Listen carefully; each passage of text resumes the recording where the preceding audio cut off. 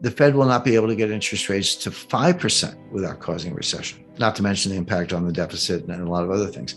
So the Fed can't escape the room. So if inflation stays where it is, the Fed can't get interest rates to a real level without causing a recession, which will sink the stock market.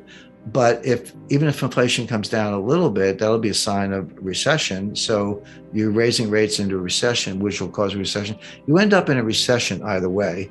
It's just a question of whether the Fed persists or throws in the towel. Now, we've seen this movie before. What's going on is an exact replay of what happened between 2013 and 2019. May 2013, Bernanke announces the taper. Expectation is they're going to start the taper in September. He chickens out. They start the taper in November 2013. They finish the taper in November 2014. Then here comes Yellen. She's going to raise rates. Take out the word patient from the statement. She doesn't raise rates until December 2015. And then she doesn't raise them again until December 2016. They went a whole year between two 25 basis point rate cuts. And then here comes Powell, and then boom, okay, 25 basis points, boom, boom, boom, gets them up to 2.25, which is where they want it to be, and gets the balance sheet down to about $3.5 trillion. They want to get it down to about $2.5 trillion. But he's got rates about where he wants them. He's got the balance sheet on its way down, and he's normalizing. And what happens? The stock market crashes 20% between October 1st, 2018 and December 24th, 2018. That was the famous Christmas Eve massacre where the stock market fell 3% in one day. But the Fed's still tightening. The Fed tightened like a week before the Christmas Eve massacre. They tightened into the weakness. They were getting very close to crashing the stock market. They took it down 20% in 3 months, getting close to crashing it. So what happens next? First week of January, Powell comes out, okay, we're not going to raise interest rates anymore. We're going to be patient. They use all these code words. We're going to be patient. Then he starts cutting rates. Then he starts QE, I forget if it was 8 or 9, whatever, lost track of QE. He starts QE 8, let's say. And then that takes you into 2020, and here comes the pandemic, and rates go down to 0, and the balance sheet goes to $7 trillion. They were back where they were in May of 2013. Except worse, because now the balance sheet was even bigger than it was then. A complete failure. So who thinks they're going to be more successful this time? They're doing the same thing. It's going to happen faster this time because the market saw that whole 7-year fiasco from May to 2013 to May 2020, a 7-year round trip failure. The same thing's going to happen, but it's going to happen faster this time because the market knows that the Fed doesn't know what they're doing. So the Fed's tightening into weakness. One of two things is going to happen. And it's not clear which, but it's going to be one or the other.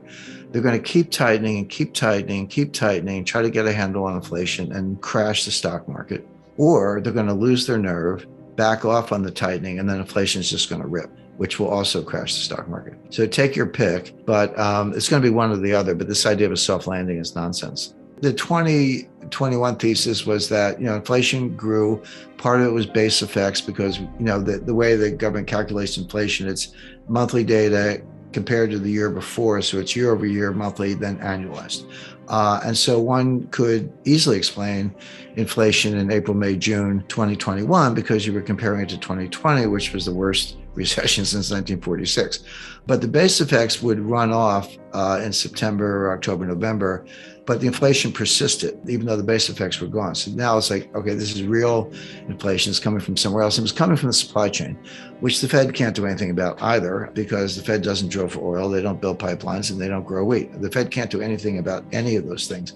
And that's where the war and the sanctions and the continuation of COVID played a role. So, I say you can have your own views, but you can't have your own data. The data is clear. The inflation is here. The supply chains are getting worse. But these supply chain disruptions didn't start with the war. They didn't even start with the pandemic. They started with Trump's trade war beginning in 2018. I found a very good book on that written by Lorianne LaRocco. And what's interesting about her book is that she finished it in late 2019. So it's almost like a controlled experiment. It was pre-pandemic. It's easy to say that the pandemic disrupted the supply chain, which it did, and the war disrupted the supply chain, which it did. But here we have a very rigorous study of what was happening to supply chains before either one. And the answer is they were a mess. They were a mess back then because of tariffs on China and China redirecting soybean purchase orders from the United States to Brazil. That sounds easy because Brazil grows soybeans. Well, guess what? You got to get the ships to Brazilian ports. You got to rearrange all the logistics lanes. That was happening already. Pandemic made it worse, and now the war makes it even worse than that. Yeah, the world is breaking up. We're decoupling. Globalization is over.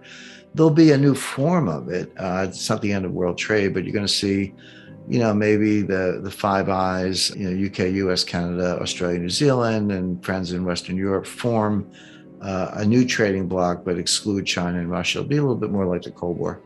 I talked to Paul Volcker about this, but here's what happened in the 70s. Now, it started as cost push inflation. It was the Arab oil embargo in 1973, after the 1973 war, the Israel-Arab war. Then the Arabs threw the embargo on us. The price of oil quadrupled. It went from $3 a barrel to $12 a barrel. It sounds cheap, but that's a 300% increase. And then we had a severe stock market crash and recession in 1974, which at the time was the worst since the Great Depression. We've had worse ones since, but at the time, that was the worst recession since the Great Depression. Then we come out of that, and along comes the Fed, and we went off the gold standard. Nixon had an easy monetary policy in 72. It was a little earlier for his reelection effort, et cetera. So here comes the inflation. But what happened along the way, and then you had another Arab oil, actually an Iranian oil embargo in 1979 after the Ayatollah took over. So there were double oil shocks. That was supply-driven cost push inflation. But along the way, it morphed into demand pull. It morphed into a demand-driven inflation. And I lived through it. I mean, I was a young, up-and-coming lawyer at Citibank and a senior officer living in New York City. And that was the world where if you wanted anything, new furniture, TV set, vacation, whatever, you dropped everything, ran out and did it because the price was going up so fast. So that's instructive in two ways. Number one, it shows that the Fed's always behind the curve. It shows that these things can persist a lot longer than people expect. But in my view, most importantly, because I think things are going to happen more quickly now, it shows inflation morphing from cost push to demand pull, morphing from something on the supply side to a psychological shift on the consumer side. And Volcker crushed it, but at a huge cost. Unemployment was about 11%. He took interest rates to 20%. How does that feel? Mortgagors and student loan holders and others, 20%. You're talking about 40% on credit cards in that world. And people forget, doesn't inflation, don't you have high growth or whatever, at least, or low unemployment? No, we had stagflation. We had inflation and high unemployment. There were 3 recessions between 1974 and 1982. We had 3, 1974, 1980, and 1981, which lasted until 1982. And by the way, people lost confidence in the dollar. In the late 70s, Jimmy Carter's Treasury issued what they call Carter bonds. The U.S. Treasury issued debt in Swiss francs. Now, it was Treasury debt. You had the Treasury credit, but it was denominated in Swiss francs because nobody wanted dollars. That's how bad things were.